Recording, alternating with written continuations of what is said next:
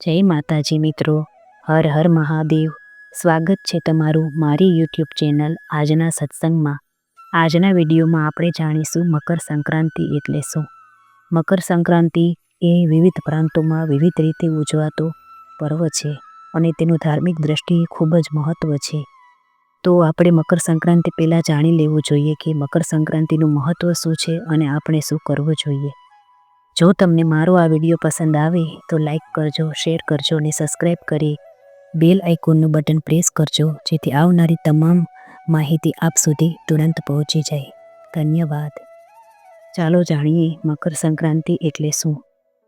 મકર સંક્રાંતિ એ ભારતનું મહત્ત્વનો તહેવાર છે. મકર સંક્રાંતિ એટલે શું? જ્યારે સૂર્ય ધનુ રાશિમાંથી મકર રાશિમાં પ્રવેશ કરે છે ત્યારે તે દિવસને મકર સંક્રાંતિ કહેવામાં આવે છે. આ દિવસથી ઉત્તરાયણ શરૂ થાય છે, એટલે કે સૂર્ય ઉત્તર દિશામાં ગતિ કરતો લાગે છે. ક્યારે આવે છે?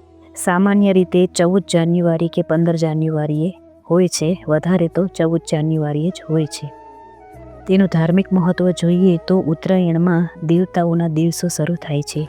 એવું માનવામાં આવે છે કે આ દિવસે સ્નાન, દાન, જપ અને પૂજા ખૂબ શુભ માનવામાં આવે છે. તલ, ગોળ, ખીચડી વગેરેનું દાન ખાસ મહત્ત્વ ધરાવે છે. ભારતમાં આની ઉજવણી કઈ રીતે થાય છે તો જોઈએ. ગુજરાતમાં ઉત્તરાયણ એટલે કે પતંગોત્સવ, મહારાષ્ટ્રમાં તલ ગુળ એટલે કે તલ ને ગોળ દ્વારા, તમિલનાડુમાં પોગલ, પંજાબમાં લોહડી, આંધ્ર તેલંગાણામાં સંક્રાંતિ.